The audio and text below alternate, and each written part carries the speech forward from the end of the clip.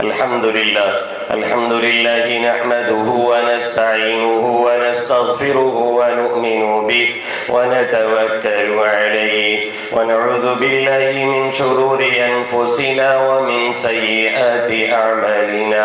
من يهده الله فلا مضل له ومن يضلله فلا هادي له. ونشهد أن لا إله إلا الله وحده لا شريك له. ونشهد أن سيدنا وقدوتنا وحبيبنا ومولانا محمدا عبده ورسوله صلى الله تعالى عليه وعلى آله وأصحابه وأولاده وأزواجه وأنصاره وأتباعه وأشياعه ومحبيه وأمته وعلينا معهم أجمعين وسلم تسليما كثيرا كثيرا. أما بعد، فقد قال الله تبارك وتعالى في كتابه المجيد بعد أعوذ بالله من الشيطان الرجيم. بسم الله الرحمن الرحيم. والذين كفروا يأكلون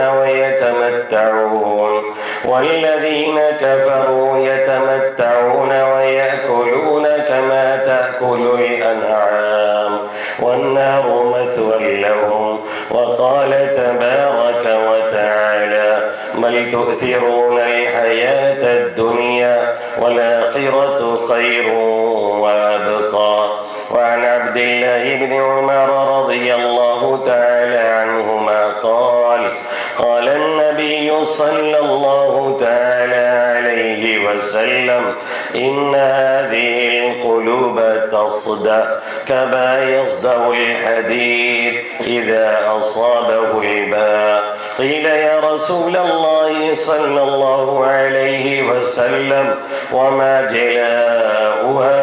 قال كثرة تلاوة القرآن وذكر الموت. وقال النبي صلى الله تعالى عليه وسلم أكرموا أولادكم وأحسنوا أدبهم، أو كما قال سيدنا وهادينا محمد صلى الله تعالى عليه وسلم. मेरे मोहतरम बुजुर्ग और दोस्तों, मेरे गयूर नौजवान साथियों और जिन माओं और बहनों तक मेरी आवाज़ पहुंच रही है वो मेरी मुक़द्दस पाकीज़ा माएँ और बहनें, इस वक़्त मैंने आप हज़रात के सामने कुरान मुक़द्दस की दो आयत करीमा तिलावत की और अल्लाह के हबीब सल्लल्लाहु अलैहि वसल्लम की दो हदीस शरीफ पढ़ी, जिसमें से पहले हदीस को नकल करने वाले, पहली हदीस को रिवायत करने वाले सहाबी रसूल हज़रत अब्दुल्ला इब्न उमर रज़ियल्लाहु ताला अन्हुमा है। एक जलीलुल क़द्र सहाबी है और एक ऊंचे दर्जे के सहाबी दादा जानी यानी मौलाना अब्दुल हलीम साहब नव्वर अल्लाहु मरक़दा बर्रदल्लाहु मज़जा, जब भी किसी सहाबी का नाम आता फरमाते कि बड़े जलीलुल क़द्र सहाबी, फिर फौरन फरमाते कि हर सहाबी जलीलुल क़द्र हुआ करता है, हर सहाबी अज़ीमुल मर्तबत हुआ करता है। ये जो दर्जे सहाबे किराम के कभी कभी हम और आप सुनते हैं या बयान किए जाते हैं कि फुला सहाबी बड़े ऊंचे दर्जे के हैं या फुला सहाबी कम दर्जे के हैं या फुला सहाबी मुतवस्सित दर्जे के हैं, ये लेवल और मेयार उनके आपस के एतबार से कायम किए जाते हैं और बयान किए जाते हैं, वरना हमारे और आपके एतबार से हर सहाबी अज़मत और तक़द्दुस की उस बुलंदी पर फायज़ है और पहुँचा हुआ है जहाँ पर बाद वाले अगर पूरी ज़िंदगी सजदे में रहे और सजदे में अपनी नाक रगड़ते रहें और अल्लाह अल्लाह करते रहें, फिर भी کسی بھی صحابی کی گرد کو نہیں پا سکتے ہیں، ان کے مقام کو پہنچنا تو بڑی دور کی بات ہے، اس لیے کہ سب کچھ ہوتے ہوئے وہ دو آنکھیں کہاں سے لے کر کے آئیں گے جنہوں نے ایمان اور اسلام کی حالت میں اللہ کے حبیب صلی اللہ علیہ وسلم کا دیدار کیا تھا۔ سب کچھ ہوتے ہوئے وہ چند ثانیے، چند لمحے، چند سیکنڈ اور چند منٹ کہاں سے لے کر کے آئیں گے جنہوں نے اسلام اور ایمان کی حالت میں اللہ کے حبیب صلی اللہ علیہ وسلم کی صحبت پائی تھی، آپ کی رفاقت پائی تھی، آپ کا ساتھ اٹھایا تھا اور پھر ایمان اور اسلام کی حالت میں دنیا سے چلے گئے۔ اسی لیے بہت سے صحابی وہ ہیں جنہوں نے کلمہ پڑھنے کے بعد کوئی نماز نہیں پڑھی، کوئی ذکر نہیں کیا اور کوئی حج نہیں کیا اور کوئی اس طرح کے دینی کاموں میں انہوں نے شرکت نہیں کی ہے، پھر بھی ان کا وہ مقام ہے کہ وہ بخشے اور بخشائے ہیں اور دنیا ہی میں انہیں جنت کا پروانہ اللہ رب العزت نے عطا کیا ہوا ہے۔ رضی اللہ عنہم ورضوا عنہ کے ذریعہ سے جب کسی کو سپریم کورٹ کے ذریعہ سے بری کر دیا جائے اور یہ بتا دیا جائے اور یہ کہہ دیا جائے کہ یہ شخص بے داغ ہے اور اس پہ کوئی دھبا نہیں اور یہ شخص بری ہے، تو پھر لوور کورٹ یا ہائی کورٹ کون ہوتا ہے اس کی گرفت کرنے والا؟ اگر اس طرح کی کوئی حرکت کرے گا تو نہ صرف یہ کہ اس کی باتیں نہیں سنی جائیں گی بلکہ لوور کورٹ اور سپریم کورٹ کے وکیل اور ججز کو بھی گھسیٹ کر کے سپریم کورٹ والے جیل کی ہوا کھلا سکتے ہیں اور جیل کی سلاخوں میں ڈال سکتے ہیں۔ اسی طریقے سے جب کسی صحابی کو اور اس کی عظمت کو اور اس کے تقدس کو اور اس کی بلندی کو اور اس کی رفعت کو اللہ نے اور اس کے حبیب صلی اللہ علیہ وسلم نے اجاگر کیا اور جب یہ بیان کر دیا اور یہ کہہ دیا کہ ہم ان سے راضی ہیں اور وہ ہم سے راضی ہے، اور جب یہ کہہ دیا کہ تمام کے تمام صحابہ کرام جنتی ہیں، اور جب یہ کہہ دیا الصحابہ کلہم عدول فبأیہم اقتدیتم اہتدیتم، سارے کے سارے صحابہ عادل ہیں، سارے کے سارے صحابہ مانند ستاروں کے ہیں جنہوں نے اللہ کے حبیب صلی اللہ علیہ وسلم سے روشنی براہ راست حاصل کی ہے اور اخذ کی ہے، بیچ میں کوئی واسطہ نہیں اور کوئی ذریعہ نہیں، اس لیے ان کی جو روشنی ہے، ان کی جو چمک ہے، ان کی جو دمک ہے وہ بعد والوں پہ ہمیشہ فائق رہے گی اور غالب رہے گی، اس میں کوئی دو رائے نہیں ہے۔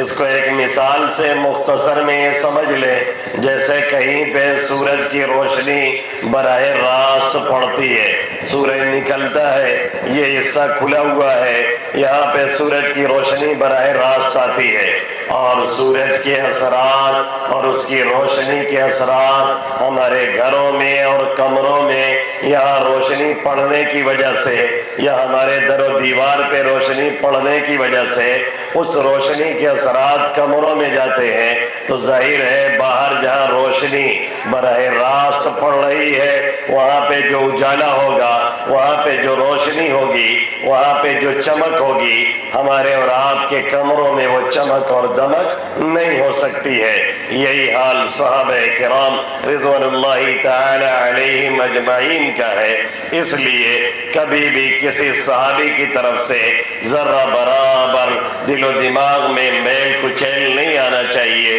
اور اگر کبھی کوئی اس طرح کی بات آپ سے کہے جس سے صحابہ کرام کی طرف سے یا اولیاء اعظام کی طرف سے یا اسلاف کی طرف سے یا علماء حق کی طرف سے بدظنی پیدا ہو یا پیدا کرنے کی کوشش کرے، تو آپ یہ سمجھ لیجئے کہ وہ آپ کا خیر خواہ نہیں ہے، آپ یہ سمجھ لیجئے کہ وہ آپ کا ہمدرد نہیں ہے، آپ یہ سمجھ لیجئے کہ وہ آپ کو جنت کے راستے پہ ڈالنے والا نہیں ہے، آپ یہ یقین کر لیجئے کہ وہ آپ کی دنیا اور آخرت دونوں کو تباہ اور برباد محبت کرنے والا ہے، اس لیے کہ جو دل صحابہ کرام کے بغض میں یا اسلاف کے بغض میں ڈوبا ہوا ہو، اس دل میں ہمیشہ تاریکی اور بے نوری رہتی ہے، اور اس دل ہی میں نہیں جس دل میں ایسی تاریکی اور بے نوری ہوتی ہے اور جہاں پہ ایسے نکمے لوگ رہتے ہیں،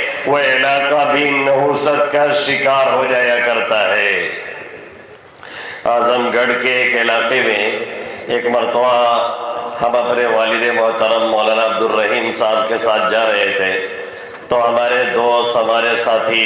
مولانا حقیق الرحمان صاحب، سابق استاذ مدرسہ عربیہ ریاض العلوم، اللہ ان کی قبر پہ کروڑوں رحمتیں نازل فرمائے، کافی صلاحیت مند آدمی تھے۔ ابھی اسی دوسرے رمضان میں کرونا کال میں ان کی بھی وفات ہو گئی، اللہ انہیں مقام شہادت عطا فرمائے اور ان کے بعد والوں کو صبر جمیل اور نعم البدل عطا فرمائے، اور ان کی جو پریشانی ہے اللہ انہیں دور فرمائے۔ تو اس گاؤں میں ہم پہنچے جہاں صحابہ کرام سے لوگ دوری رکھتے، ہمارا گزر ایسے گاؤں سے ہو کر کے ہوا جہاں ایسے لوگ بستے اور پلتے ہیں اور بڑھتے ہیں جن کے دلوں میں صحابہ کرام کی عقیدت نہیں، صحابہ کرام کی محبت نہیں، صحابہ کرام کی عظمت نہیں۔ اس کی نحوست کا اثر یہ ہے کہ ان کی گلیوں پہ، ان کے گھروں پہ، ان کی دیواروں پہ، ان کے علاقے پہ صاف جھلکتا ہے کہ یہاں رحمت الہی کے اثرات نہیں بلکہ نحوست کے اثرات یہاں برس رہے ہیں اور ٹپک رہے ہیں۔ میں کئی بار گزرا، مجھے ایسے ہی محسوس ہوا۔ اس مرتبہ مولانا میرے ساتھ تھے تو والد محترم نے ان سے پوچھ لیا کہ ذرا مولانا یہ بتائیں کہ یہ علاقہ آپ کو کیسا لگا، جس راستے سے، جس گاؤں سے ہم گزر رہے ہیں؟ تو مولانا نے برجستہ کہا کہ ایک دم سے نحوست ٹپک رہی ہے۔ بے سوچے انہوں نے کہا ایک دم سے نحوست ٹپک رہی ہے۔ اب ایسا نہیں ہے کہ مولانا محترم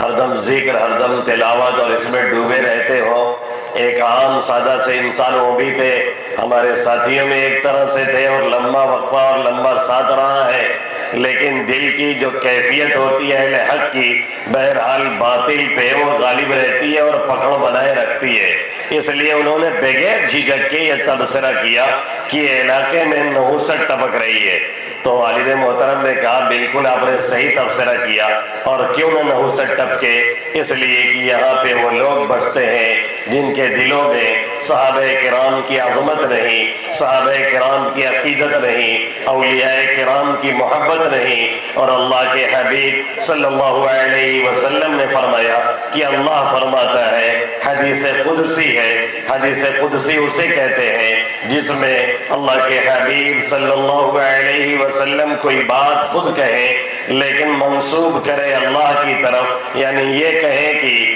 اللہ یہ بات کہہ رہا ہے، یہ کہے کہ اللہ براہ راست آپ سے یہ کہہ رہا ہے اور مخاطب ہے، اس کو حدیث قدسی کہتے ہیں۔ حدیث قدسی میں اللہ کے حبیب صلی اللہ علیہ وسلم نے فرمایا من عاد لی ولیا فقد آذنتہ بالحرب، جو میرے کسی ولی سے دشمنی کرتا ہے تو میرا اس سے اعلان جنگ ہے، میں اس سے لڑنے کے لیے تیار ہو جاتا ہوں۔ جو میرے کسی ولی سے دشمنی کرتا ہے، اور اس کے ولی کون ہے؟ جن کے اندر تقوی ہے، جن کے اندر اللہ کا خوف ہے، جو نماز اور روزے کے پابند ہے، جن کا دل خوف الہی سے لبریز ہے، اور جن کا دل یاد الہی سے سرشار ہے، اور جن کی آنکھیں اللہ کی یاد میں روتی ہے اور ڈبڈباتی ہے، اور جو راتوں میں اٹھ کر کے تقوی الہی کی وجہ سے اور خوف الہی کی وجہ سے اس کے سامنے اپنے آنسو گراتے اور بہاتے ہیں،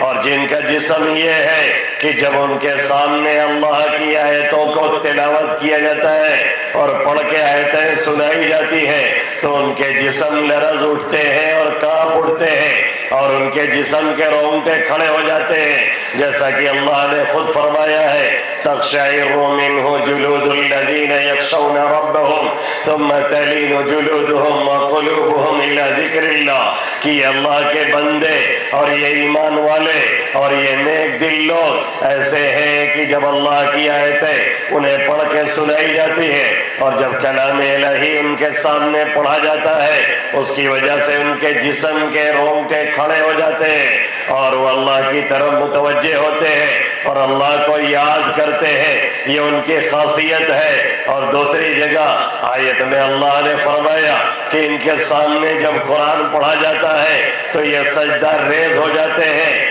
اور تکبر نہیں کرتے ہیں, عاجزی کے ساتھ اس کے سامنے گر جایا کرتے ہیں. یہ ہے وہ اللہ والے اور یہ ہے وہ اللہ کے چہیتے بندے جن سے اگر کوئی دشمنی اور بغض رکھتا ہے اللہ فرماتا ہے میرا اس سے اعلان جنگ ہے. اب اعلان جنگ کا اللہ نے اعلان کر دیا ہے اور جنگ کیسے کرے گا اس کے طریقے کی وضاحت میرے نبی محترم محمد عربی صلی اللہ علیہ وسلم نے اس حدیث میں نہیں کی اور نہیں فرمائی. صرف اتنا کہا ہے کہ اللہ اس سے جنگ کا اعلان کر رہا ہے. اب جنگ کا اعلان اللہ نے کیا ہے لیکن طریقہ کار کیا ہوگا اس کی وضاحت اللہ نے نہیں کی. اس کی وضاحت نبی محترم محمد عربی صلی اللہ علیہ وسلم نے نہیں کی. اب وہ جنگ اس طرح سے بھی ہو سکتی ہے اس سے ایمان کا نور چھین لیا جائے. جنگ اس طرح سے بھی ہو سکتی ہے اسے دنیا میں تباہ کر دیا جائے.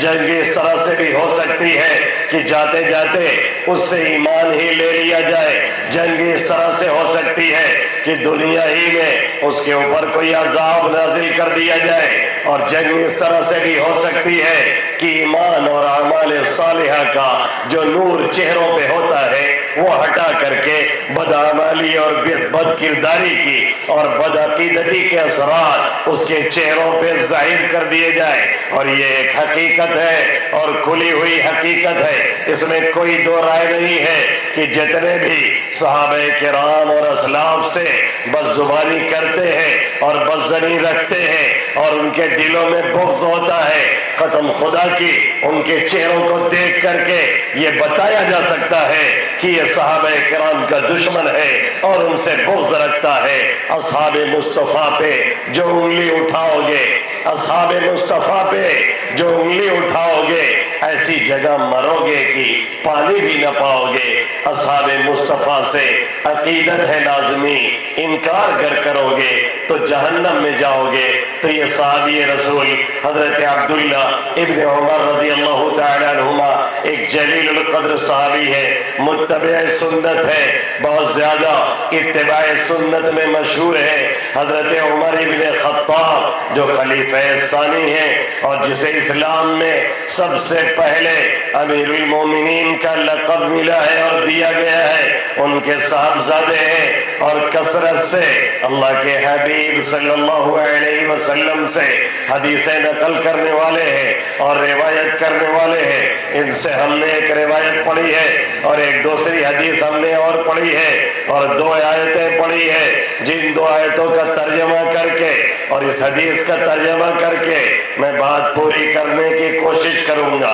اللہ رب العزت نے پہلی آیت کریمہ جو میں نے تلاوت کی ہے اس میں آج جو ہمارا ماحول ہے, آج جو ہماری سوسائٹی ہے, آج جو ہمارا معاشرہ ہے, آج جو ہماری سوچ ہے, آج جو ہماری تھنکنگ ہے, آج جو ہماری بود و باش ہے, آج جو ہماری طرز زندگی ہے, آج جو ہماری لائف اسٹائل ہے, آج جو ہمارا رہن سہن ہے, آج جو ہمارا طریقہ زندگی ہے اس کا نقشہ کھینچتے ہوئے اللہ رب العزت نے کفار کی حالت بیان کی اور کفار کا طریقہ بیان کیا. اور کفار کے بارے میں اللہ نے یہ فرمایا والذین کفروا یتمتعون ویأکلون کما تأکل الانعام والنار مثوی لہم. جو لوگ کافر ہیں وہ اپنی زندگی سے بس فائدہ اٹھاتے ہیں, وہ زندگی سے اپنے نفع اٹھاتے ہیں, یعنی وہ زندگی میں عیاشیاں کرتے ہیں,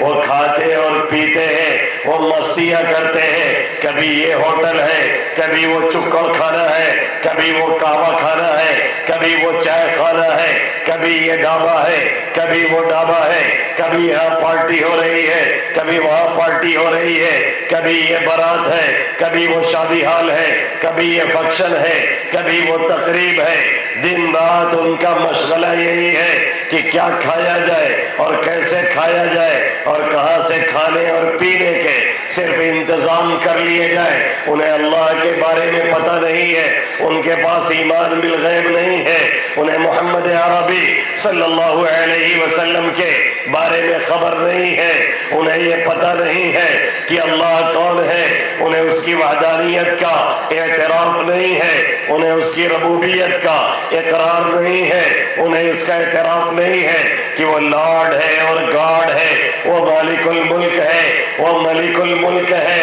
وہ جسے چاہتا ہے اس دنیا میں جس انداز سے چاہتا ہے نوازتا ہے، اور جسے چاہتا ہے مال و دولت کی نعمت ہو یا صحت کی نعمت ہو یا خوبصورتی کی نعمت ہو یا پرسنالٹی کی دولت ہو یا اور کوئی نعمت ہو، منٹوں اور سیکنڈوں میں کھینچ لیا کرتا ہے. اس کا انہیں اعتراف نہیں، اس حقیقت کا انہیں اقرار نہیں ہے. اس دنیا میں وہ رہتے ہیں، ان کا مقصد زندگی کھانے اور پینے کے علاوہ اور کچھ بھی نہیں ہے، یہی پوری ان کی کائنات ہے. والذین کفروا یتمتعون ویأکلون کما تأکل الانعام والنار مثوی لهم. جو لوگ کافر ہیں وہ اپنی زندگی سے لطف اندوز ہوتے ہیں، جو کافر ہیں وہ ایسے ہی کھاتے اور پیتے ہیں جیسے جانور کھاتے اور پیتے ہیں، اور ان کا ٹھکانہ جہنم ہے. یہ اللہ کفار کی حالت بیان کر رہا ہے.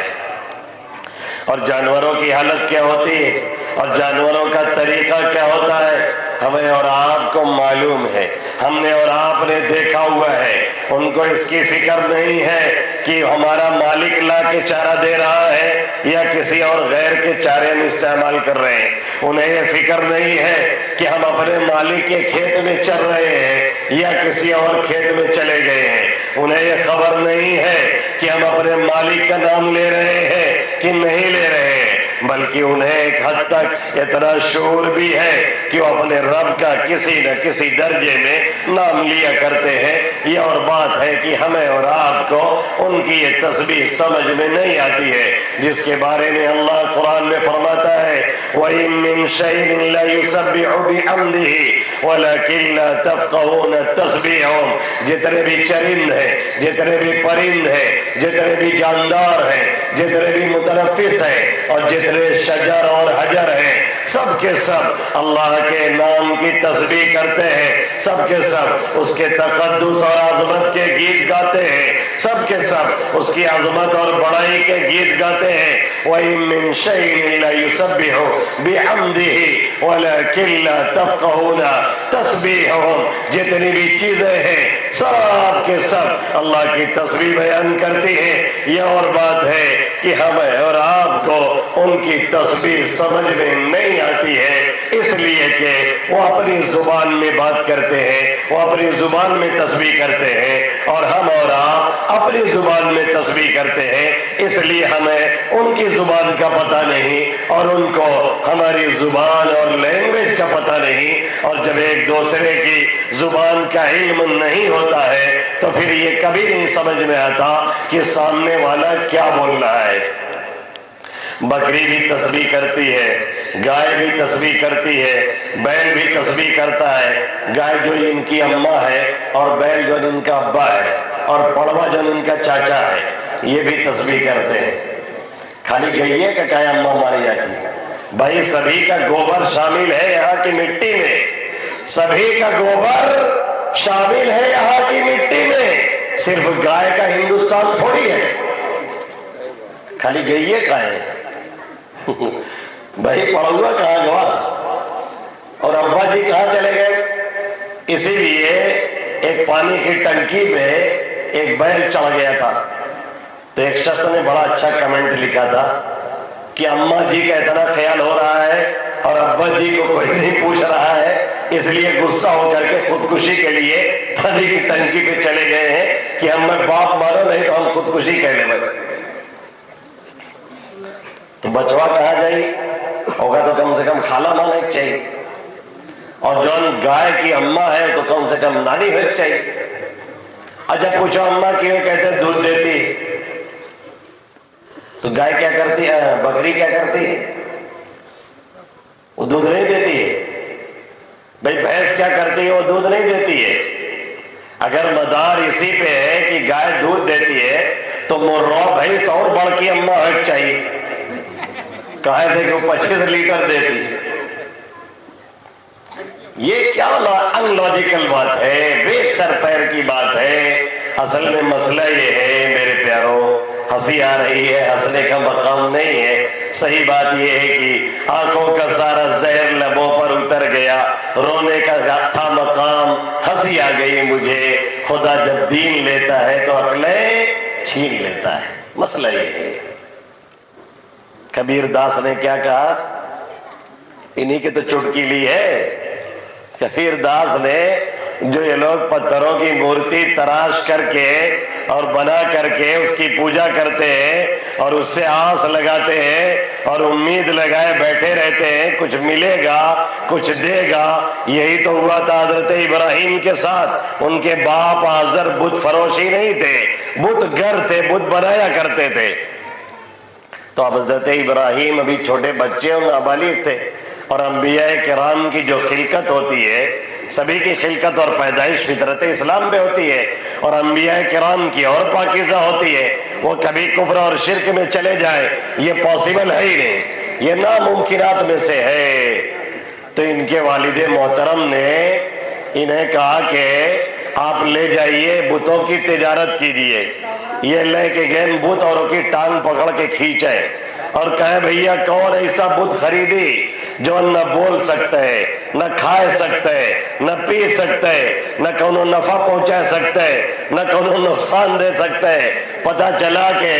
ابھی نابالغ ہے اور بت بیچنے کے لیے بھیجا گیا ہے، بت بیچ نہیں رہے ہیں، اس کی بے بسی کا اعلان کر رہے ہیں اور توحید کا اعلان کرتے ہوئے چلتے ہیں۔ وہ نابالغ ہو کر کے توحید کا اعلان کر رہے تھے اور ہم بالغ ہو کر کے بھی توحید کا ہمیں اور آپ کو پتہ نہیں ہے۔ اللہ یہی کفار کا نقشہ اس میں کھینچ رہا ہے اور کہہ رہا ہے کہ جتنے بھی کفار ہیں ان کے مقصد زندگی بس اتنی ہی ہے، کھا لیا جائے اور پی لیا جائے اور عیاشی کر لی جائے۔ یہ کافروں کی حالت اللہ نے بیان کی ہے، لیکن یہی حالت اب ہماری اور آپ کی ہونے لگی ہے اور ہو چلی ہے۔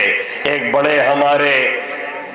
اسکالر ہیں، انہوں نے ایک مرتبہ ناروے میں ایک ہوٹل پہ وہ گئے کھانا کھانے کے لیے، تو جو ویٹر تھا وہ ٹیبل وبل صاف کر رہا تھا، ایک نئی عمر کا لڑکا، اس سے انہوں نے پوچھ لیا انگریزی میں کہ آپ کی زندگی کا مقصد کیا ہے؟ اس نے بڑی معصومیت کے ساتھ جواب دیا کہ ہماری زندگی کا مقصد کیا ہے، یہ سوال تو ہم سے آج تک کسی نے نہیں کیا۔ 25 سال 30 سال کی میری عمر ہو رہی ہے، یہ سوال تو آج تک مجھ سے کسی نے نہیں کیا کہ بھائی تمہاری زندگی کا مقصد کیا ہے، اور مجھے خود پتہ نہیں ہے کہ میری زندگی کا مقصد کیا ہے،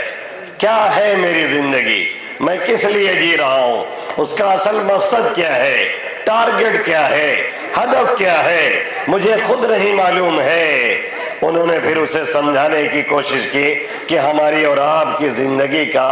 اصل مقصد کیا ہے۔ یہ کرس نے ناروے میں جو ایک ملازم نے جس کا نام کیس تھا،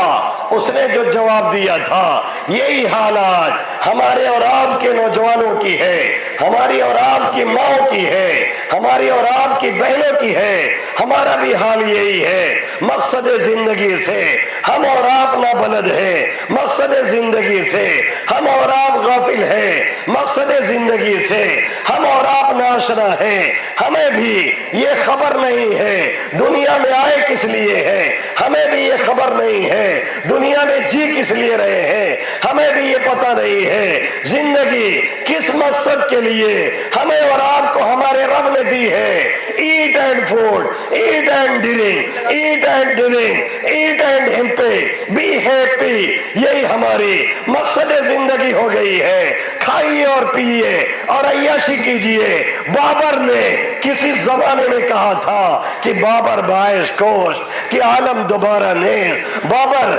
جتنی چاہو عیاشی کر لو، جتنی چاہو مستی کر لو، جتنی چاہو عیاشیاں اپنی زندگی میں کر لو، اس لیے کہ یہ زندگی دوبارہ ملنے والی نہیں ہے۔ آج ہم اور آپ اپنی زبان سے یہ بات بھلے ہی نہ کہتے ہوں، لیکن عملی زندگی ہماری اور آپ کی یہی ہے۔ ہمارے نوجوانوں میں سے اکثر کی زندگی یہی ہے، کعبہ خانے میں گزر رہی ہے، چکر خانے میں گزر رہی ہے، سنیما ہالوں میں گزر رہی ہے۔ ہم ملتے ہیں سنیما ہال میں، ہم ملتے ہیں ہوٹلوں پہ، ہم ملتے ہیں چوراہوں پہ، ہم ملتے ہیں پلیے پہ۔ ہماری اکثریت تعلیم سے نابلد ہے، دینی اعتبار سے بھی اور دنیاوی اعتبار سے بھی۔ ہمارا 25 سال کا اور 30 سال کا کتنے ایسے ہمارے نوجوان ہیں جنہیں کلمہ تک کا پتہ نہیں، درود تک کا پتہ نہیں، نماز کے طریقوں کا علم نہیں ہے،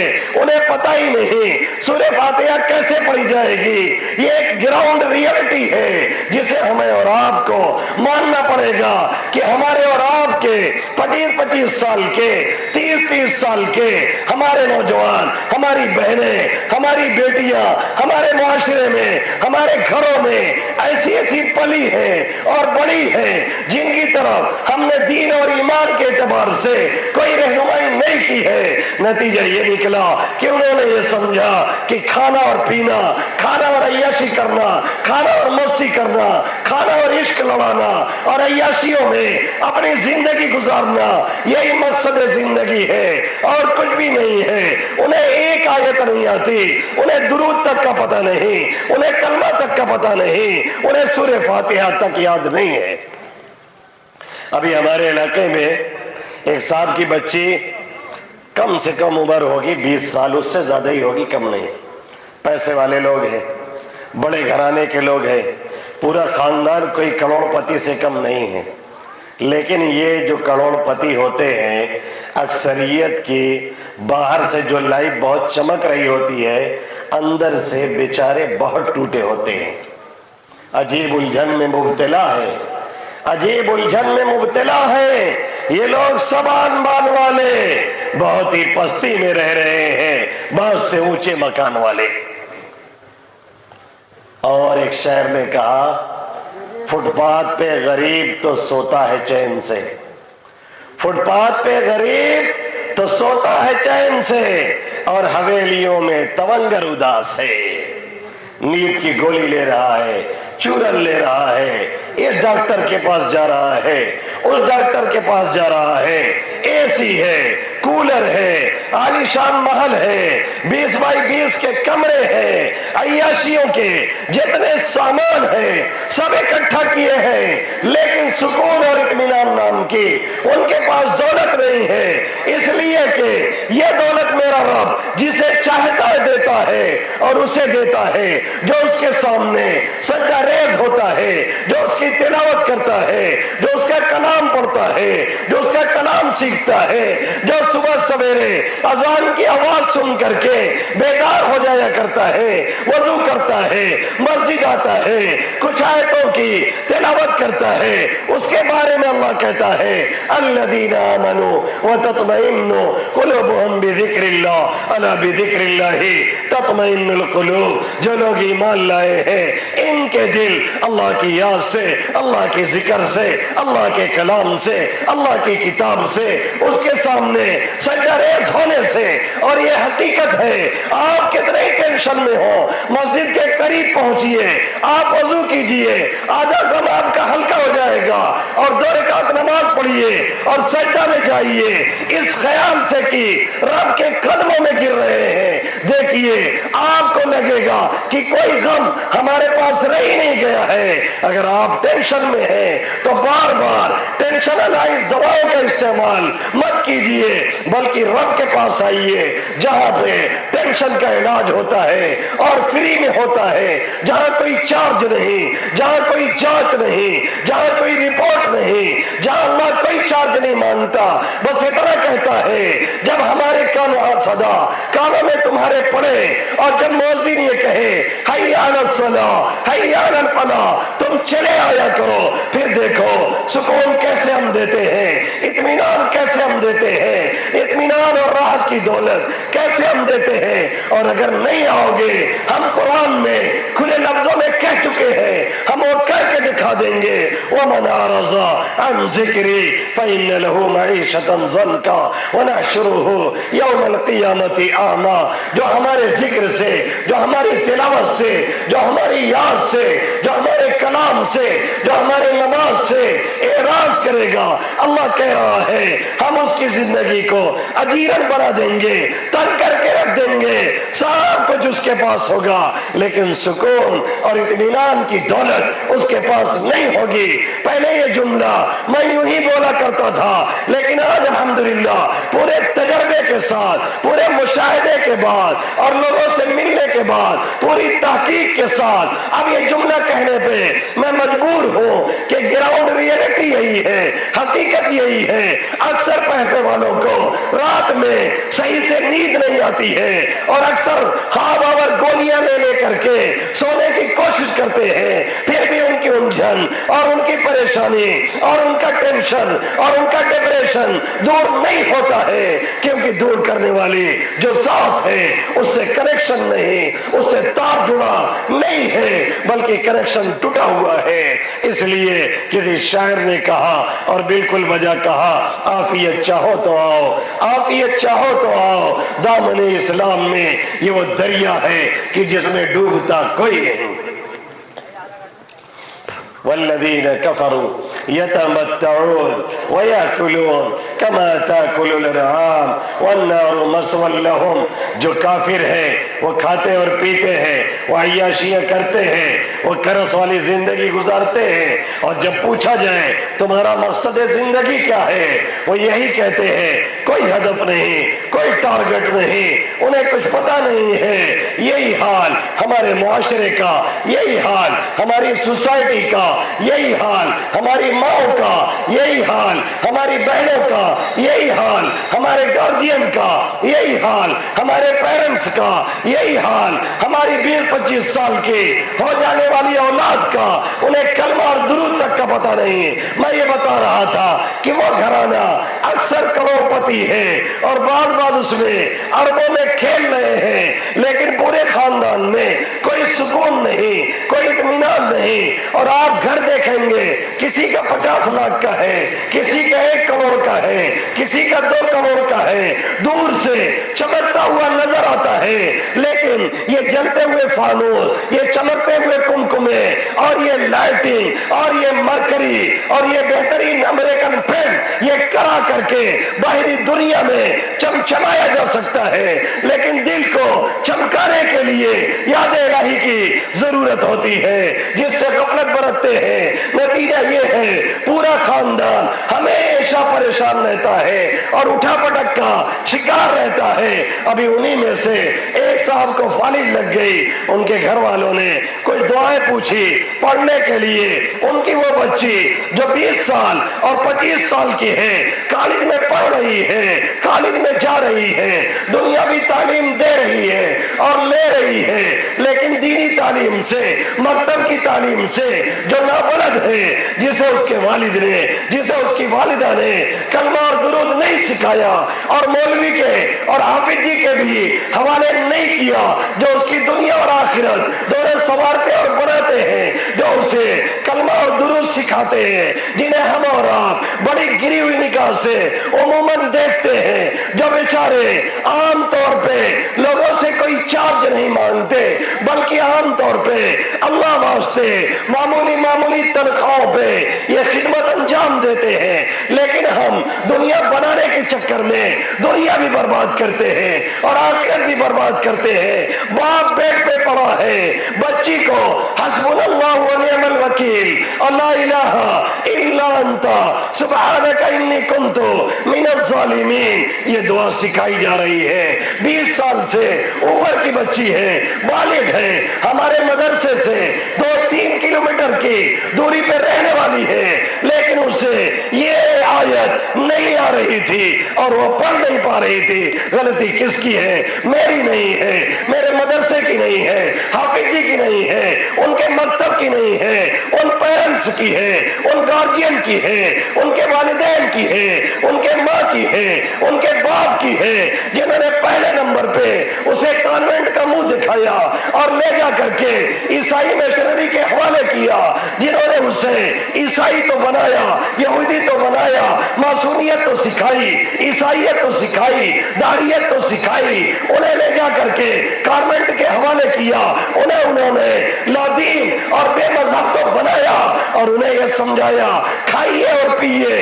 اور عیاشی کیجئے اور خرمستی کیجئے اور دنیا یہی ہے, اس کے بعد چلے جائیے, پھر کچھ نہیں ہے. یہ غلطی ان کے پیرنٹس اور والدین کی ہے. کل قیامت میں یہی اولاد کھڑی ہوگی اور غریبان اپنے ابا کا, اپنی اماں کا, اپنی نانی کا اور اپنی دادی کا پکڑے گی اور کہے گی ربنا انا اطعنا سادتنا وكبراءنا فاضلونا السبيل ربنا آتهم ضعفين من العذاب ولعنهم لعنا كبيرا. اے میرے مولا, میرے ماں باپ کو, میرے دادا دادی کو, میرے نانا نانی کو پہلے جہنم میں پھینکیے, اس کے بعد مجھے ڈالیے گا. جنہوں نے مجھے آپ کی معرفت سے, آپ کے کلمے سے, آپ کی نبی کے پہچان سے, آپ کی نبی کے نام سے, آپ کے نبی کی طریقے سے, کلام الہی سے انہوں نے دور رکھا تھا. جب تک میں پیٹ میں تھی تب بھی کوئی کلمہ نہیں, کوئی درود نہیں, کوئی نماز نہیں,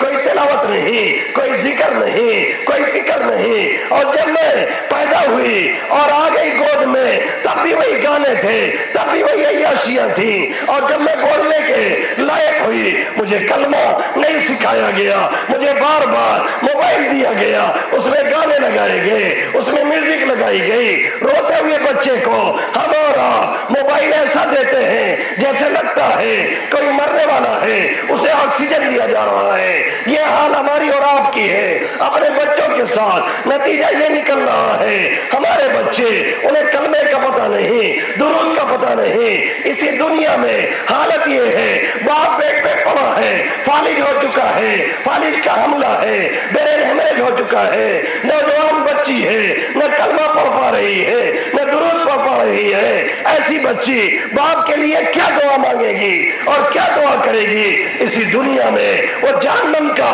سبب بنتی جا رہی ہے اور دنیا کو اپنے چہتے باپ کے لیے جہنم بنا رہی ہے. اور کل قیامت میں غریبان پکڑ کے کہے گی میرے مولا یہی ہے میرا باپ, یہی ہے میری ماں, یہی ہے میرا دادا, یہی ہے میری دادی, یہی ہے میرا نانا, یہی ہے میری نانی, جنہوں نے مجھے تیری معرفت سے, تیرے پہچان سے, تیرے کلام سے, تیری مسجدوں سے, تیرے مولویوں سے دور رکھا تھا. میرے مولا پہلے انہیں جہنم میں ڈال, بعد میں پھر مجھے جہنم میں ڈالنا. جنوں کا کل قیامت میں اس طرح سے فیصلہ ہوگا جن کے گارجین نے, جن کے پیرنٹس نے, جن کے ذمہ داروں نے انہیں صحیح راہ نہیں دکھائی تھی, وہ یہی کہتے ہوئے کل قیامت میں نظر آئیں گے میرے مولا مجھے بعد میں جہنم میں ڈالنا, پہلے میرے باپ کو ڈال دیجئے. وہ لالچی باپ, وہ لالچی ماں, وہ لالچی دادا, وہ لالچی دادی, وہ لالچی نانا, وہ لالچی نانی,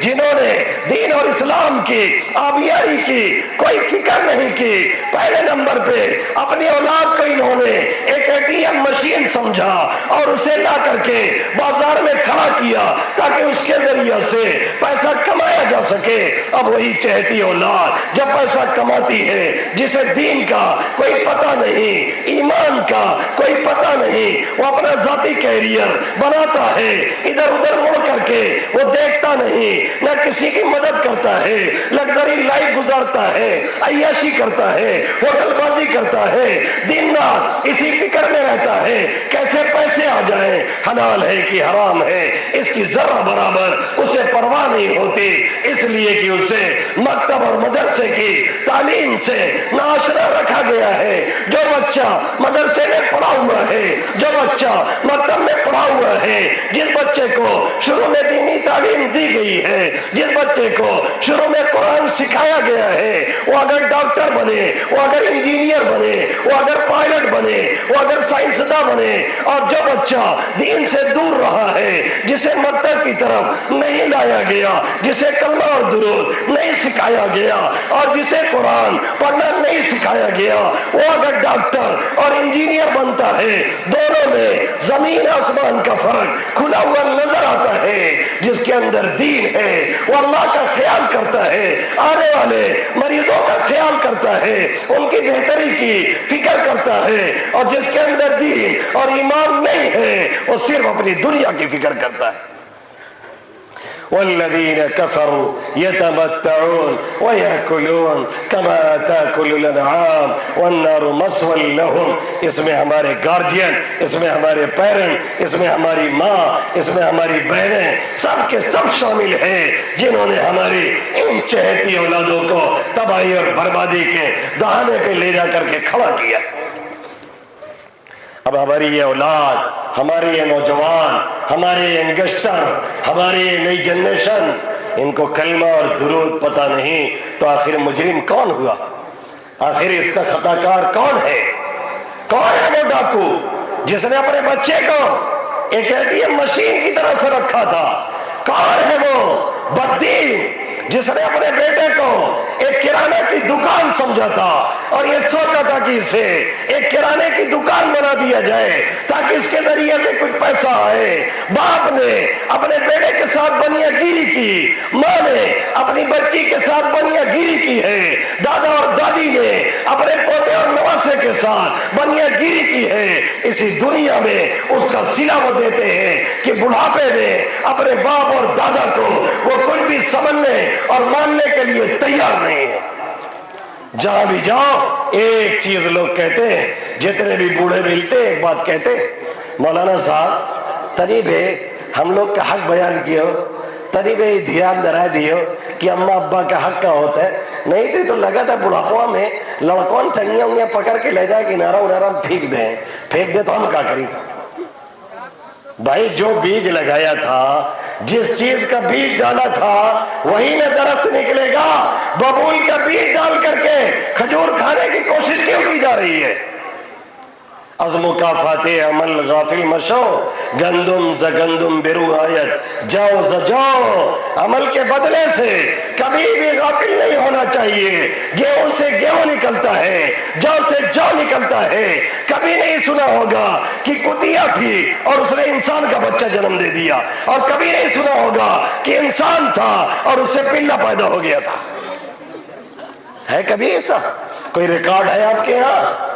جبلو پور والوں ایسا کوئی کرشمہ ہے آپ کے پاس؟ اگر ہو تو بھائی بتاؤ، ہم ابھی اٹھ کے چلتے ہیں دیکھنے کے لیے۔ بتاؤ بھیا یہ کٹیا رہی اور ایک تو بچہ دیو تو انسان ہوئے گو رہا۔ از مکافات عمل غافل مشو،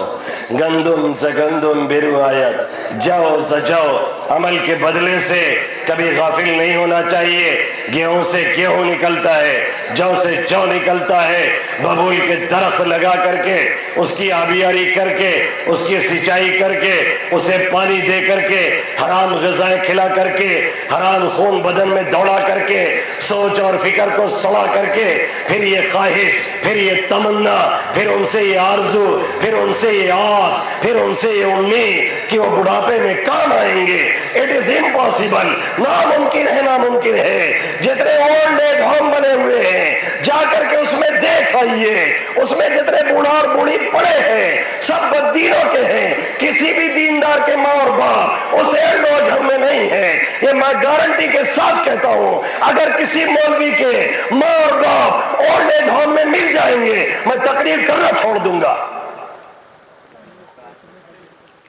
چیلنج ہے آپ کو، آپ کے امبیڈکر نگر کے ضلع میں کہیں ہو وہاں جا کے دیکھ کے چلے آئیے۔ ہمارے جونپور میں ہے، چلیے وہاں ہم دکھا لائے۔ اگر کسی اگر کسی بھی دیندار گھرانے کے ماں اور باپ اس اولڈ ایج ہوم میں آپ کو مل جائیں گے تو پھر انشاءاللہ تعالی شمیم دوبارہ آپ کو چہرہ نہیں دکھائے گا. جتنے بھی ہیں پیسے والے گھرانے کے، جتنے بھی ہیں بڑے گھرانے کے ہیں، جتنے بھی ہیں سیٹھوں کے لڑکے ہیں، انہوں نے لے جا کر کے غیروں کے حوالے کر دیا ہے. ہمارے ابا اماں کو تم دیکھو، ہم سے کوئی مطلب نہیں، مہینے میں ہم بل پے کر دیں گے، بہت زیادہ اچھائی کریں گے تو مہینے میں بل دے دیں گے، اور اگر نہیں کرنا ہے تو ہم وہ بھی کرنے والے نہیں ہیں. ہمارے یہاں ہمارے ایک بڑے بوڑھے ہیں، ایک مرتبہ وہ ریڈیو سن رہے تھے، تب وہی ریڈیو ایک ذریعہ تھا، اس کو سیٹ کر کے بیوی سے لگایا جاتا تھا، اور تھوڑا سا ادھر ادھر ہو جائے تو پتہ چلا وہ گوا. اب تو ماشاءاللہ سب لیے بیٹھا ہے، پوری دنیا کی خبر بیت الخلا میں مل رہی ہے، لیٹرین چل رہی ہے، موبائل آن ہے اور خبر سنی جا رہی ہے. یہی نہ ہو رہا ہے؟ عجیب حال ہے بھیا. کیوں چلاوت جات ہے وہ پتہ چلا گٹر میں گر گوا، کیوں کر چلاوت جات ہے وہ پتہ چلا کھمبا میں لڑ گوا، کیوں چلاوت جات ہے وہ پتہ چلا دوسرے گھر میں گھس گوا. ابھی کہیں پہ قصہ سنایا تھا، ایک صاحب چلاتے ہوئے آ رہے تھے، موبائل میں مست، فیس بک چل رہا ہے کھسر کھسر، سرکاریں ادھر ادھر کر رہے ہیں، اب تو ایسے کرو تو یار سوار ہو جاتے ہیں. تو فیس بک کو چلا رہے تھے، اور چلاتے چلاتے وہ ایک دوسرے کے گھر میں گھس گئے، اور جا کر کے صوفہ سیٹ پہ براجوان ایک دم ٹانگ پکڑ کے اور چلا رہے ہیں. ان کی بیوی وہ واٹس ایپ میں مست تھی، واٹس ایپ چلا رہی تھی، کچھ بنا رہی تھی، واٹس ایپ کان میں آلہ تو لگا رہتا ہے، وہ چل رہا ہے. اب ان کے شوہر کے آنے کا ٹائم ہو چکا تھا، آفس ٹائم جو ان کا تھا. ان کی بیوی نے سمجھا کہ ہمارے میاں جی آ گئے ہیں، وہ چائے بنا کر کے لا کے ٹیبل پہ رکھ کے چلی گئی. ان کو بھی پتہ نہیں ہے کہ دوسرا آدمی آ کے بیٹھا ہے، ان کو بھی خبر نہیں ہے کہ دوسرا آ کے بیٹھا ہے، اور اس کو بھی پتہ نہیں ہے کہ ہم دوسرے کے گھر میں بیٹھے ہیں. اب تھوڑی دیر بعد، یہ ابھی چھوٹا حادثہ ہے، یہ چھوٹی قیامت ہے، اس سے بڑی قیامت سنیے. اب تھوڑی دیر بعد جس کا اصل گھر ہے، جس کا اصل گھر تھا، وہ آیا ٹویٹر چلاتے ہوئے، اور آیا گھر میں گھسا تو دیکھا کہ ایک آدمی صوفہ سیٹ پہ براجمان ہے اور چائے پی رہا ہے. تو وہ سمجھا کہ میں دوسرے کے گھر میں آ گیا ہوں، سوری بول کر کے واپس بھاگ گیا.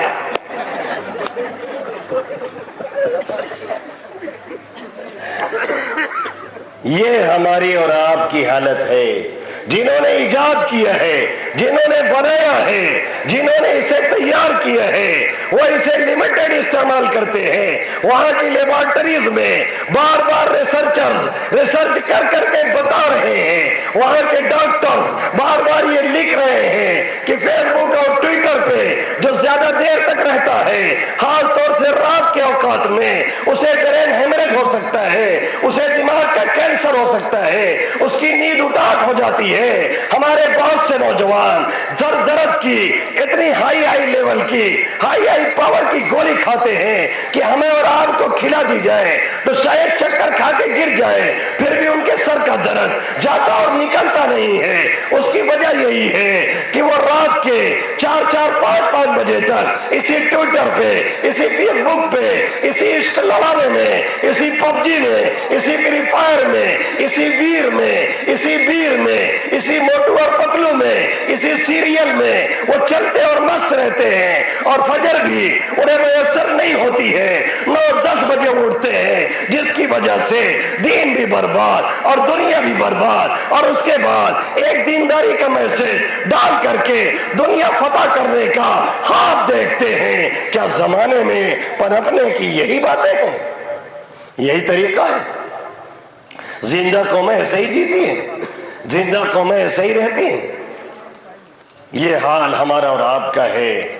کہ ہم اور آپ اس میں اتنا مست ہے، اتنا مگن ہے کہ ہمیں کچھ خبر نہیں کہ ہم کیا کر رہے ہیں یا ہماری آل اولاد کیا کر رہی ہے. اب 20 سال کی بچی ہے اور 25 سال کا نوجوان ہے، اسے اگر کلمہ اور درود نہیں آ رہا ہے تو اس کے ذمہ دار آخر ہمارے بڑے اور بوڑھے نہیں ہیں تو اور کون ہوگا؟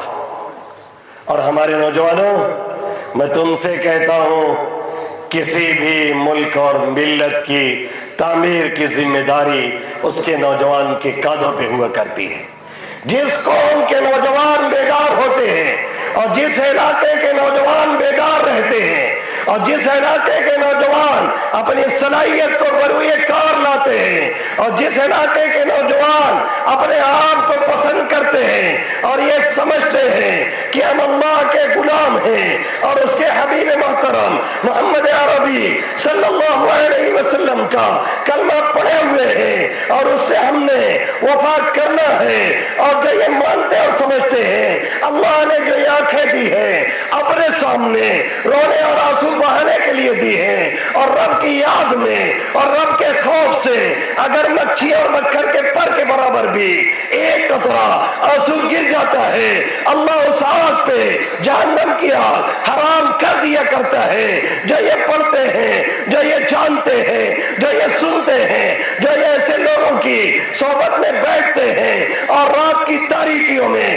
جو رب کے سامنے جا کر کے روتے ہیں اور گر گراتے ہیں، جو گرل فرینڈ کے چکر میں اپنا آنسو نہیں گراتے، جو بوائے فرینڈ کے چکر میں بہنیں اپنی رات کی نیند خراب نہیں کرتی ہیں، بلکہ اپنے رب کو پہچان کر کے، اپنے والدین کو پہچان کر کے ان کی ناراضگی سے جو بچتے ہیں اور جو بچتی ہیں وہی ایک تاریخ رقم کرتے ہیں اور ایک تاریخ لکھتے ہیں اور ایک انقلاب دنیا کے اندر وہی لے کر کے آتے ہیں۔ امیر المومنین فی الحدیث عبداللہ ابن مبارک رحمت اللہ علیہ، ان کا واقعہ کوٹ کر کے میں بات پوری کرنی چاہوں گا۔ امیر المومنین فی الحدیث جو حدیث کے امام مانے گئے ہیں، پہلے یہ گانے بجانے میں مست رہتے تھے، پہلے یہ عیاشیاں کرتے تھے، پہلے یہ شراب و کباب میں مست رہتے تھے۔ 20-25 سال ان کی زندگی یوں ہی گزر گئی، پھر اچانک ان کے اندر انقلاب آیا، پھر دین کی طرف آئے، پھر دین پڑھنا شروع کیا، پھر امام صاحب کی مجلس میں آنا شروع کیا۔ امام اعظم ابو حنیفہ رحمۃ اللہ علیہ کی بھی انہوں نے شاگردی اختیار کی، اور اسی طریقے سے یہ استاذ ہے امام بخاری جو سب سے صحیح کتاب کلام اللہ کے بعد ہے، اس کے استاذ ہیں، امام کا شاگرد ہے، اور امام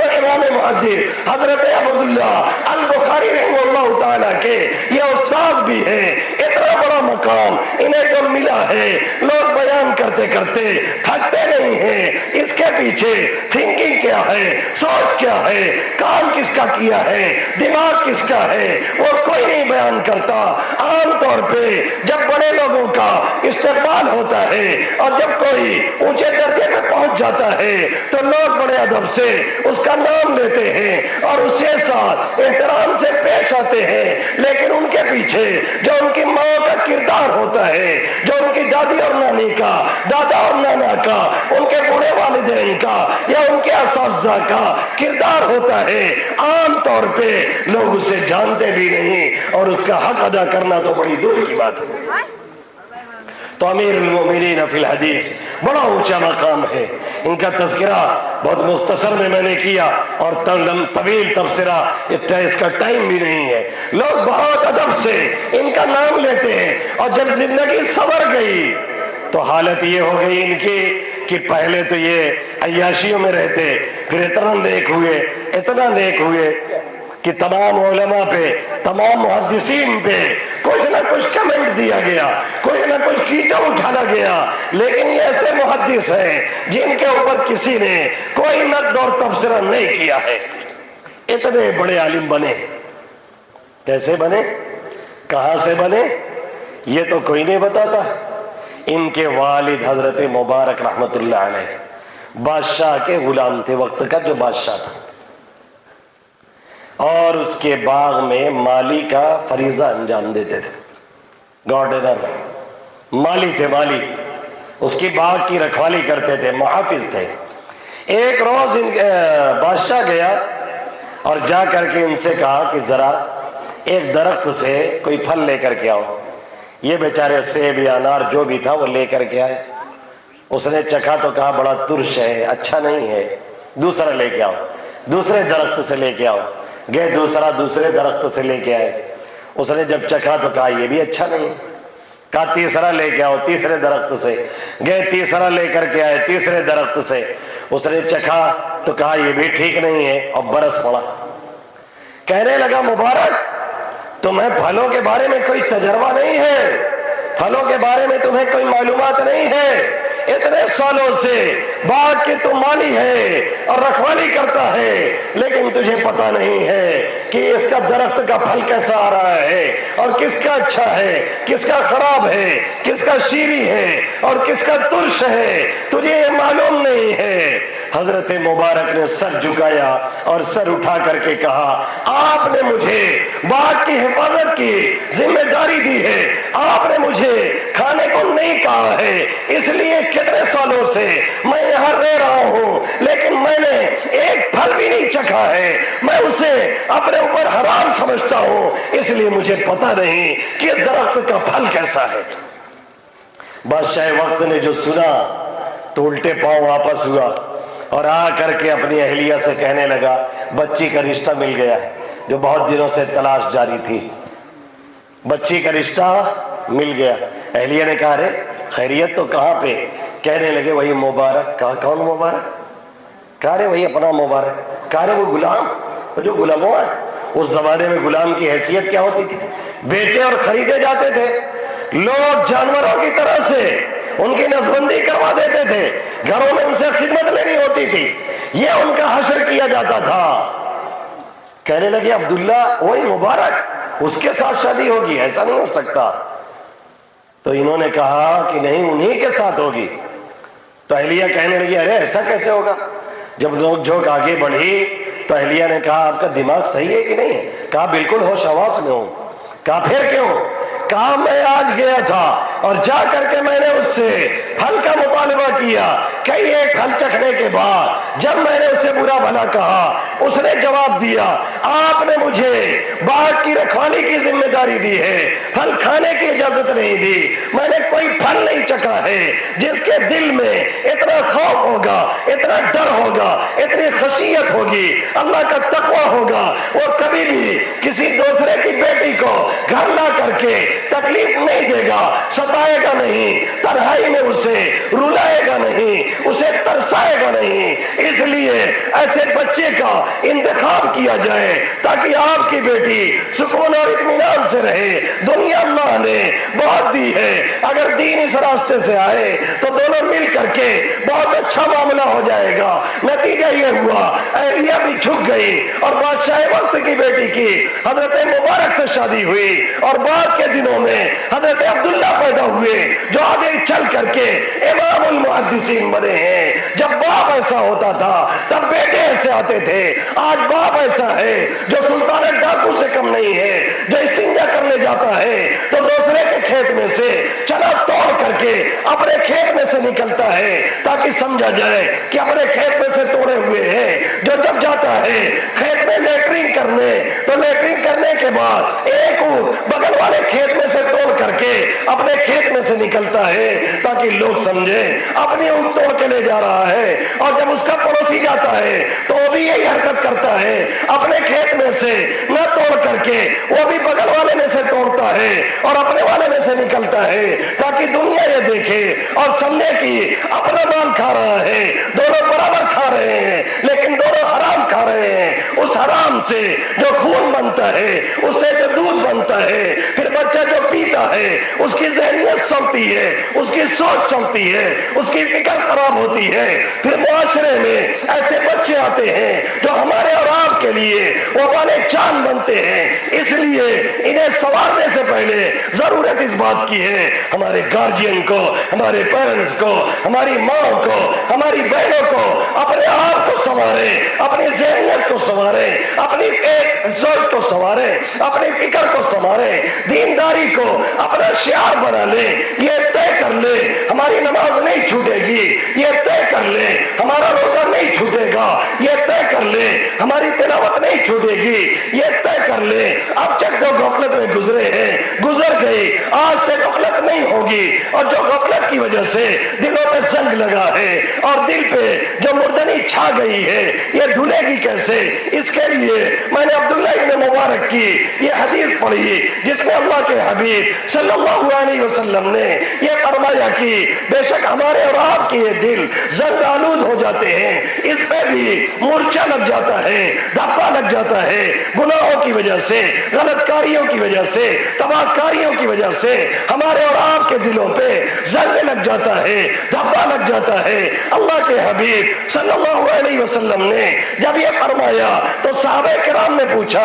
اے اللہ کے حبیب صلی اللہ علیہ وسلم اس کی صفائی کیسے ہوگی؟ لوہے پہ زنگ لگتا ہے، ریگ مار مارتے ہیں، اس میں کور ڈالتے ہیں، پھر پینٹ مارتے ہیں، وہ محفوظ ہو جاتا ہے، جب دل پہ دھبا لگے گا یہ صاف کیسے ہوگا؟ صحابہ کرام رضوان اللہ تعالی علیہم اجمعین نے پوچھا، اللہ کے حبیب صلی اللہ علیہ وسلم نے فرمایا کثرت تلاوت القرآن و ذکر الموت، اللہ کے کلام کی یعنی قرآن کی کثرت سے تلاوت کی جائے اور کثرت سے موت کو یاد کیا جائے۔ بعض روایتوں سے یہ پتہ چلتا ہے اگر کوئی 24 گھنٹے میں 20 بار موت کو یاد کرتا ہے جب مرتا ہے اسے مقام شہادت ملتا ہے، کیونکہ جو مرنے کو سوچے گا وہ کسی کا حق نہیں مارے گا، جو مرنے کو سوچے گا وہ کسی کے حق میں داخل نہیں ڈالے گا، جو قبر کو سوچے گا وہ دوسرے کے کھیت میں سے چنا اور روٹ نہیں چوری کرے گا، جو قبر کو سوچے گا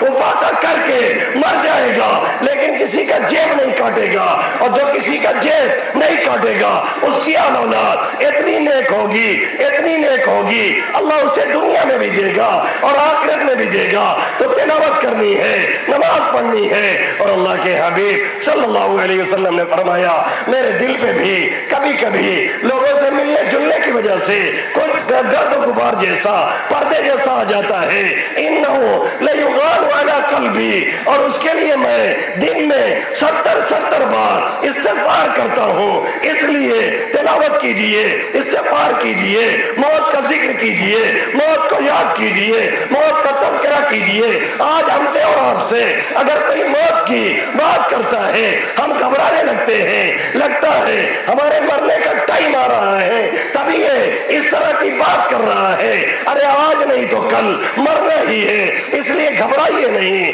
ڈریے نہیں، اللہ کی یاد میں مست ہو جائیے۔ موت ایک پل ہے جو ایک محبوب کو یعنی بندے کو دوسرے محبوب سے یعنی اللہ سے لے جا کر کے ملا دیتی ہے۔ یہ تبھی کام ہوگا جب ہم اور آپ اللہ کی محبت کو، اس کی یاد کو، اس کی نماز کو اپنی التجا بنائیں اور اپنا طریقہ بنائیں، اور اگر نہیں بناتے ہیں تو پھر یہ جلسے، یہ جلوس، یہ مجلسیں ہمارے کسی کام کی نہیں، لفادی سے کوئی کام بننے والا نہیں جب تک کہ ہم اور آپ مل جل کر کے آماد عمل نہ ہو جائیں۔ اللہ ان چند باتوں پہ مجھے اور آپ سبھی حضرات کو عمل کی توفیق نصیب فرمائے، آمین یا رب العالمین، وما علینا الا البلاغ المبین۔